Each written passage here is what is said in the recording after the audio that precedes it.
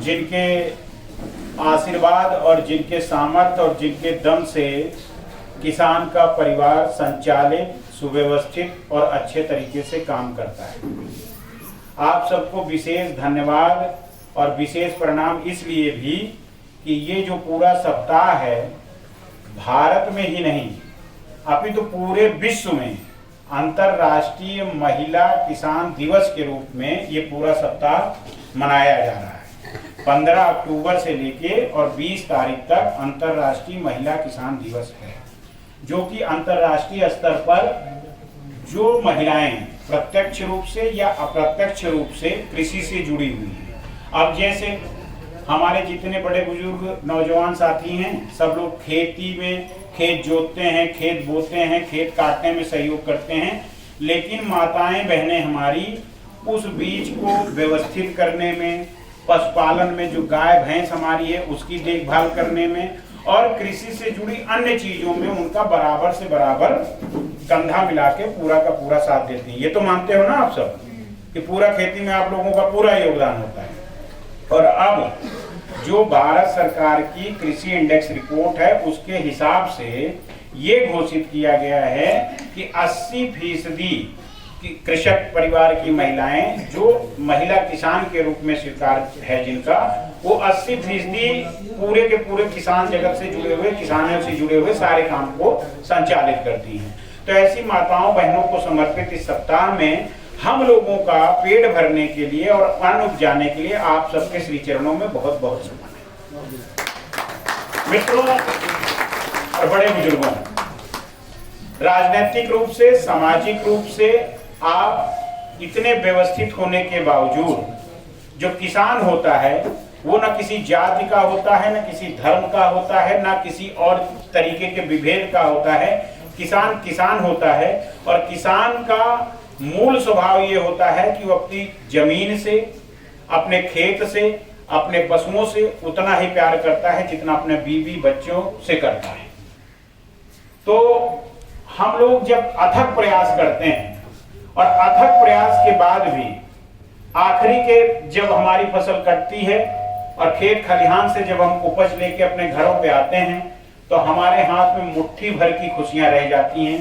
बाकी हमारा श्रम, हमारा पूरा काम, सब कुछ उस खेत की मेड़ पर छूट के चला जाता है और हम सब लोग छोटी सी खुशियां लेके आ पाते हैं, क्योंकि हमारे पास इतना अनाज या जितना हम सोचे होते हैं उस तरीके की चीजें नहीं हो पाती हैं। जैसे अभी आते वक्त आप सब लोग में बहुत से किसान बंधु ऐसे हैं जो बीना जी के मान को रखने के लिए या अपने गांव के मान को रखने के लिए आज इस सभा में बैठे हैं, लेकिन अंदर से उनका दिल रो रहा है क्योंकि उनकी 3 महीने की मेहनत खेतों में डूबी पड़ी है ना। ऐसा मन नहीं था कि किसी उत्सव में या किसी सभा में जाएं, लेकिन क्योंकि गांव में 4 आदमी बुलाए गए थे और संस्कार आपका ऐसा है कि आपदा विपदा कुछ भी पड़ी रहे, गांव में जो आएगा उसका सम्मान आपको करना है, क्योंकि ये आपके संस्कार हैं, सनातन व्यवस्था है, इसलिए आप सब लोग यहाँ बैठे हैं। लेकिन मेरे मित्रों, जन जागरूकता का ही अभाव है। बड़े बुजुर्गों, आपने बहुत सी सरकारें देखी होंगी, बहुत से स्वरूप सरकारों के देखे होंगे, लेकिन 2014 के बाद जो सरकार भारत देश में राज कर रही है और 2017 के बाद जो सरकार उत्तर प्रदेश में राज कर रही है, अभी आप सबके हाथ में ये पत्र तो पहुंच ही गया है, सबको मिला। अब आप इसको मोड़िए नहीं, इसको खोलिए और पढ़िए। इसको खोलिएगा और पढ़िएगा, घर तक जाके मंथन कीजिएगा। तो उत्तर प्रदेश की सरकार जो योगी जी के नेतृत्व में चल रही है और जो भारत की सरकार माननीय मोदी जी के नेतृत्व में चल रही है, वो पहले दिन सरकार बनने से लेके और आज तक निरंतर किसान हित की बात करते हैं। किसानों के लिए, मजदूरों के लिए, ग्रामीण परिवेश के लिए उन्होंने बहुत सी योजनाओं को संचालित करने का प्रयास किया। लेकिन हमारे देश की जो व्यवस्था है वो अधिकारियों, नौकरशाहों और इस तरीके की क्योंकि पुरानी व्यवस्था है और उसमें बहुत आमूलचूल परिवर्तन ये लोग चाह के भी नहीं कर पा रहे हैं, क्योंकि योजनाएं तो लागू हो गई, लेकिन योजनाएं आप तक पहुंचे कैसे, आपको बताए कैसे, कौन बताए, कैसे आप जानो? बहुत से जागरूक किसान हैं जो योजनाओं के बारे में जान जाते हैं और उसका लाभ भी लेते हैं। ऐसे का तो भाई बैठे होंगे। जैसे किसान सम्मान निधि है, तो किसान सम्मान निधि तो बहुत से बंधुओं के खाते में 2-2 हजार रुपए, 6,000 रुपए साल के आ ही रहे हैं। तो वो तो हो गई डायरेक्ट। आ रहे हैं ना बाबू जी, किसान सम्मान निधि तो आ रही है ना सबके में। वो भी पूछेंगे सवाल, वो भी अभी पूछते हैं। तो इसी तरीके से जैसे किसान सम्मान निधि है वो तो डायरेक्ट है कि आपके अकाउंट में आनी है। उसके अलावा जब ये आप पढ़ोगे तो इनडायरेक्ट और कई ऐसी योजनाएं भारत सरकार ने और आदरणीय योगी जी की सरकार ने उत्तर प्रदेश में बनाए हैं जिसका लाभ हम आप ले सकते हैं। अब जैसे आज अगर हमारी फसल का बीमा होता तो वो दुख आपको नहीं हो रहा होता जो दुख अभी आपको हो रहा है। हाँ ठीक है, जितनी फसल है उसके अपेक्षा हो सकता है कम पैसा मिल जाता, लेकिन आप एक जगह से व्यवस्थित होते कि आपको इतना पैसा सुनिश्चित रूप से मिल जाएगा। इसीलिए प्रधानमंत्री जी टीवी तो आप सब लोग देखते हो, आज समाचार पत्र भी सब गांव-गांव में हर आदमी के घर में आते हैं। तो अगर हम लोगों में से कुछ लोगों ने जन जागरूकता का काम किया होता और आपस में उस वक्त संवाद के जरिए ये बताया होता कि अपनी फसल का बीमा करा लेते हैं, उसी लागत में थोड़ा सा पैसा और जोड़ लेते, तो आज वो बीमा रहता तो हम थोड़ा सा निर्भीक रहते कि हमें मिलेगा ही मिलेगा। लेकिन फिर भी आप लोगों को दुख मनाने की जरूरत नहीं है, क्योंकि आपके पड़ोस पता नहीं इस विधानसभा में भी वही आते हैं, धीरेन्द्र जी बगल की विधानसभा में आपके धीरेन्द्र प्रताप सिंह जी हैं विधायक जी, उन्होंने कल बड़े पुरजोर तरीके से आपके पूरे आसपास के क्षेत्र का संवाद किया है और विधानसभा में उन्होंने इस प्रश्न को रखा है। और जल्दी ही, क्योंकि योगी जी की सरकार जो है वो किसानों से जुड़ी हुई सरकार है, किसान मजदूर गांव गरीब की सरकार है, तो उस पर जरूर सुनवाई होगी और आपका इस समस्या का निदान निश्चित तौर पे होगा। लेकिन मैं इस जो फौरी तरीके से समस्या आई है इसके साथ साथ मैं कुछ चीजों के बारे में आपको और जानकारी दे देता हूँ। जैसे गुरु जी जो अध्यक्षता कर रहे हैं, हमारे आदरणीय मास्टर साहब यहाँ बैठे हैं, मैं आपसे भी निवेदन करता हूँ कि आप अपने नेतृत्व में 10-20 बड़े बुजुर्ग और 10-20 ये जो मेरे नौजवान साथी हैं जिनको लैपटॉप मोबाइल, क्योंकि आज का समय ऐसा है कि कोई भी गांव ऐसा नहीं है जहां पे एंड्रॉइड फोनों ने अपनी जगह ना बना ली हो। मेरी माताएं बहनें भी बैठी हैं, ये भी देखो इनमें से कई लोग जो हैं जो वीडियो बना रहे हैं। तो ये है फेसबुक व्हाट्सएप चलाने के अलावा भी कुछ काम कर लिया जाए। मैं ये नहीं कहता कि आपको नहीं आता है, मैं ये कहता हूं आपको आता है लेकिन उसको सही दिशा में काम कर लिया जाए। जैसे भारत सरकार की किसानों से संबंधित वेबसाइट है, पोर्टल है, उसको देखा जाए कि हमारे मतलब की क्या चीज कुछ आई है कि नहीं आई है। अगर मतलब की चीज आई है तो अकेले जाओगे तो हो सकता है अधिकारी टाल दें, लेकिन 10-5 लोग संगठित होकर चले जाओगे और कहोगे भाई देखो योगी जी ने मुझे ये दिया है और तुम काहे को नहीं दे रहे हो, तो उसको प्रेशर बनेगा, आपको वो योजनाओं का लाभ मिलेगा। अब जैसे यहाँ मैं देख रहा हूँ सुंदर मंदिर है, जरूरी है कि यहीं आसपास गौशाला भी होगी क्योंकि आप लोग जागरूक दिख रहे हैं और सबके दरवाजे पे मुझे 2-4 भैंस 2-4 गाय दिखती हुई आई है। तो मेरा ये कहना है उसी को और ऑर्गेनाइज कर लिया जाए। 10 लाख रुपया गौपालक योजना में इसके लिए गौधन को जोड़ने के लिए, पशुपालन के लिए योगी सरकार दे रही है। 4-5 बच्चे जुड़ जाएं और अपनी एक व्यवस्था बना लें और उसका वो लेके आए, स्वयं सहायता समूह बना लो। एक दूध की थैली लेके आप जाते हो तो सबको खर्चा आता है, भैया ये कोल्ड ड्रिंक बाद में पिला लेना, यहाँ दुख सुख की बातें हो रही हैं, ये पीना पिलाना बाद में कर लेंगे। तो अगर हम सब लोग, मैं एक छोटा उदाहरण देता हूँ गुजरात का। गुजरात में अमूल का नाम सबने सुना है ना, अमूल दूध दही टीवी में भी आता प्रचार, तो कोई बहुत बड़ा संगठन नहीं था।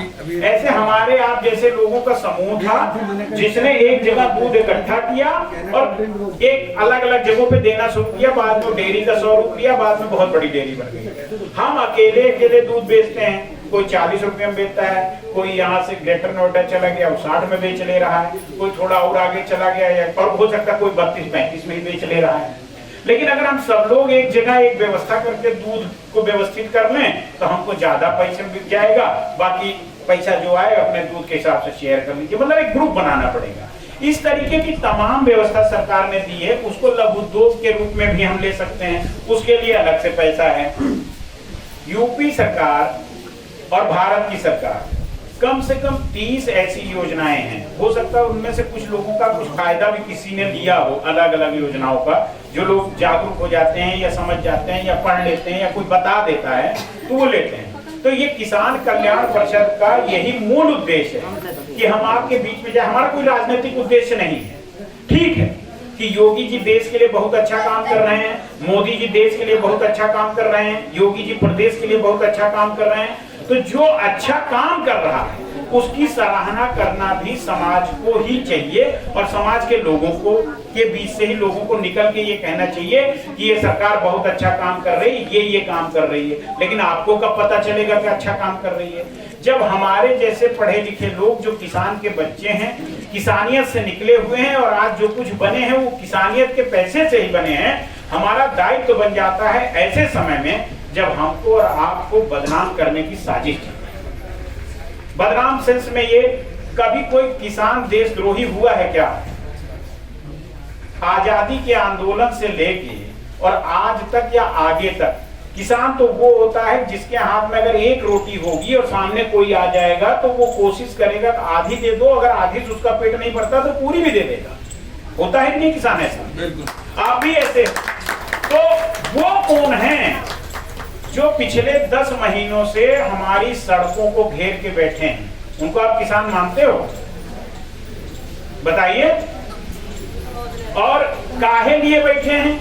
आप सबके गांव की पंचायत होगी, बड़े बुजुर्ग यहाँ पे बैठे हैं। मान लीजिए बड़े बुजुर्ग किसी चीज को ये कह दें, मान लीजिए मंदिर में एक दीवार बन रही है, बड़े बुजुर्ग कहते हैं नहीं भाई ये दीवार ना बनेगी और जब तक सारी गांव की पंचायत इसमें ना हो जाए इस पर स्थगन आदेश है, मतलब इस पर रोक लगी है।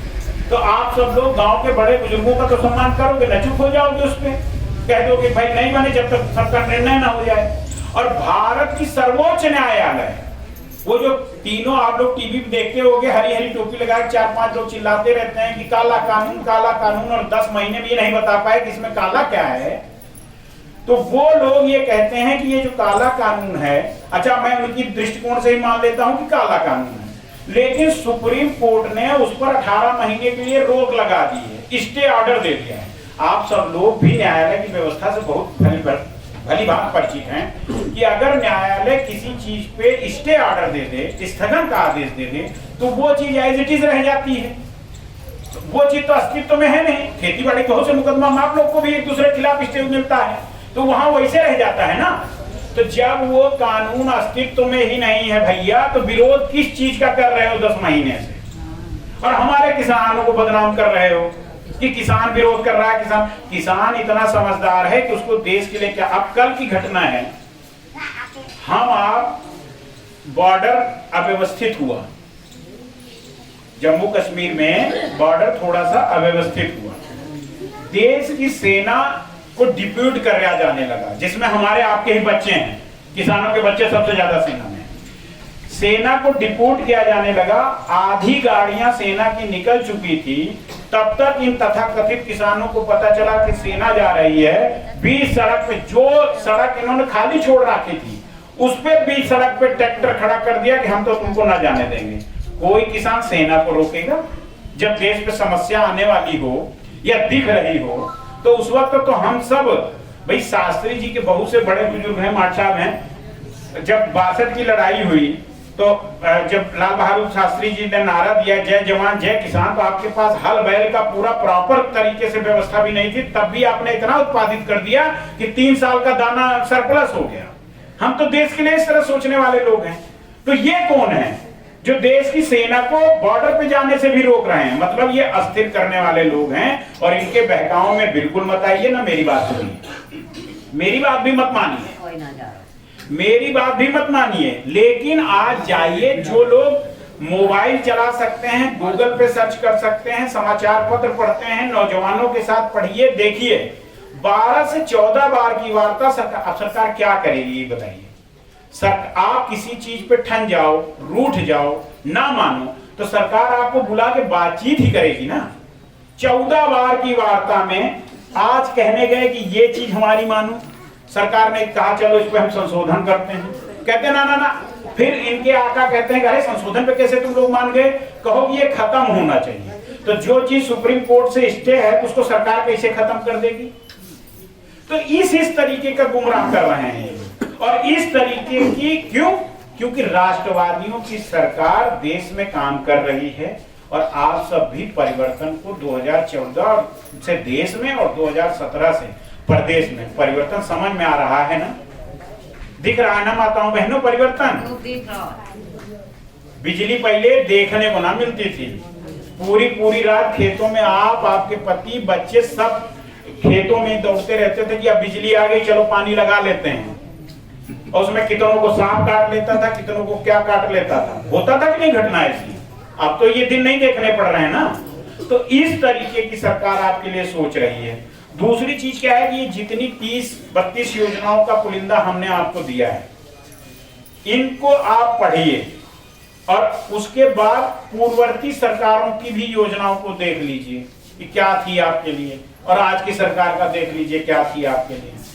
अब ये कहते हैं मंडियां बंद हो जाएंगी। इस बार भी आप लोग गए होंगे गेहूं बेचने के लिए और कुछ बेचने के लिए, तो जो पहले की मंडियां थी वो और साफ सुथरी रंगीन हो रही हैं कि बंद होने जैसी दिख रही हैं, बताइए? और सज रही है ना मंडियां। तो जो सरकार मंडी बंद करना चाहेगी वो सरकार मंडियों पे पैसा खर्चा करके मंडियों का, मान लीजिए आप इस घर को गिराना चाहें, इस हाल को गिरा के नया बनाना चाहें या इसको हटाना चाहें, तो इसको तोड़ फोड़ करवाएंगे कि इसमें प्लास्टर करवाएंगे और रंगाई पुताई कराएंगे?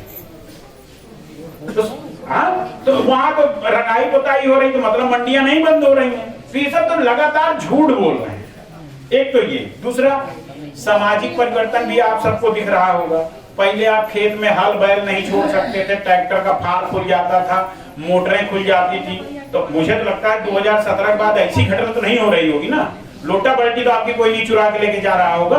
तो ये भी एक परिवर्तन है। दूसरी चीज नौजवान साथियों से मैं कहना चाहूंगा, ये कागज नौजवान साथी, क्योंकि बड़े बुजुर्ग क्या है बहुत जगह पे ये सोचते हैं कि भाई हमें क्या जरूरत है, हमारे पास 20-40 बीघे खेत है, हम जैसे भी हो रहा है, हम काहे सरकार के लफड़े पड़े, हम काहे अधिकारियों चक्कर काटें।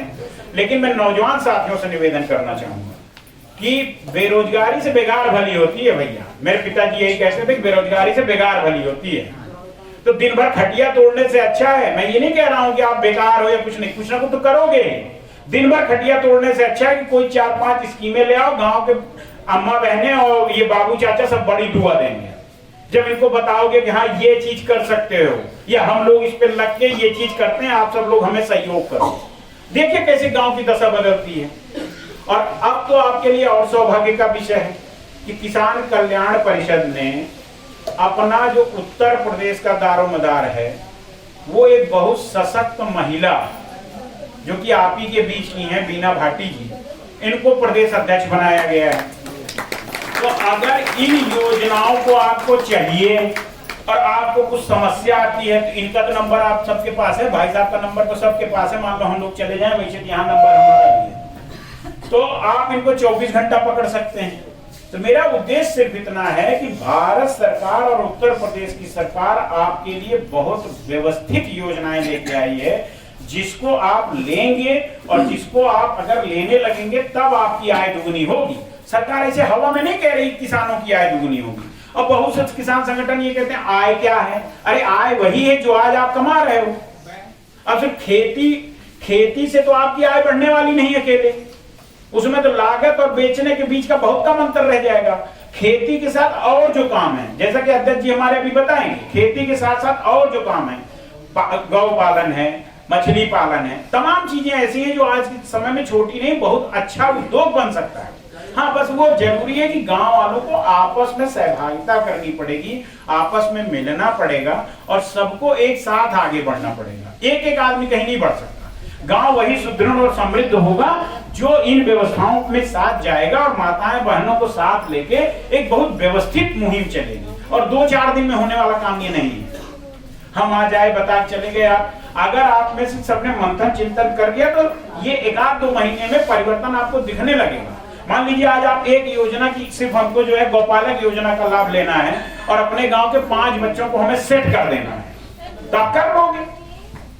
सारे लोग लग के कर लोगे, और उसके मार्फत जब उनका डेयरी चलने लगे तो आप सारे लोग उनको दूध सपोर्ट अपना भी कर दो। मेरा कहने का मतलब इसमें जितनी योजनाएं हैं, आप एक दूसरे का हाथ पकड़ेंगे तो सफलता के सोपान पे चढ़ जाएंगे।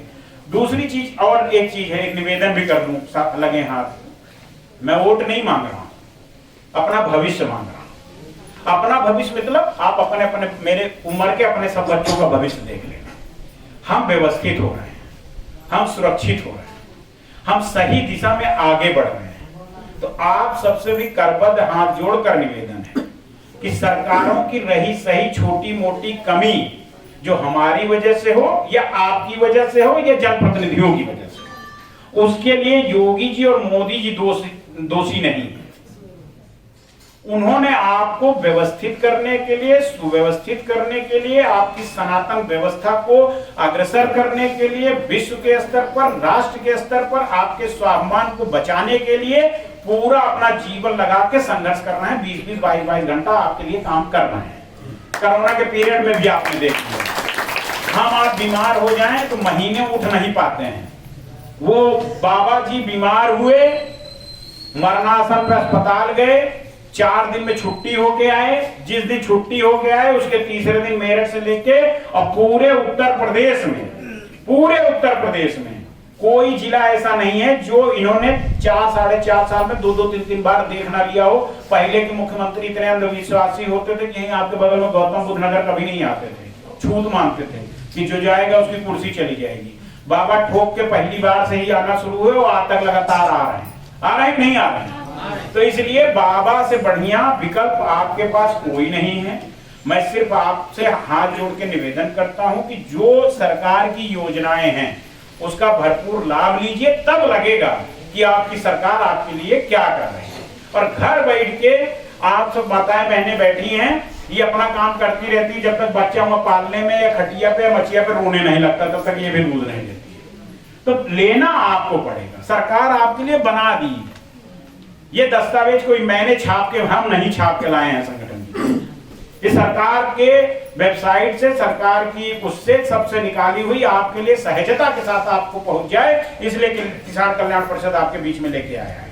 अब मेरा निवेदन यही है नौजवान साथियों से, बड़े बुजुर्गों से, माताओं बहनों से, आप लोग भी जो आपस में जानती है, जैसे बीना जी बहुत काम कर रही हैं, अभी ये हमें रास्ते में बता रही थी कि कई महिलाओं का स्वयं सहायता समूह इनके साथ है, मसाले का ये वो इस तरीके का बहुत चीजें। हम लोग भी प्रयास कर रहे हैं कि उनको बाजार मिल सके, कि आप बनाओ तो आपके लिए बाजार मिल सके। तो इसलिए उस पर भी किसान कल्याण परिषद लगा हुआ है। तो इसलिए हम आप सबसे भरपूर हाथ जोड़ के निवेदन है कि हम सबको तो आशीर्वाद दीजिए, हम लोगों को सहयोग कीजिए कि हम लोग जिस मुहिम पे चल रहे हैं उस मुहिम को सफलता का सोपान मिले, और आप सब जो श्रद्धाता और दृढ़ता के साथ असली वाले किसान बन के बैठे रहिए और असली वाले किसान की तरह सरकार की सारी सुविधाओं को लीजिए और अपनी आय को दुगना कीजिए। समृद्ध भारत, समृद्ध गांव और समृद्ध देश बनाने में अपनी अपनी भूमिका तय कीजिए। इसी के साथ जय हिंद, धन्यवाद, जय भारत।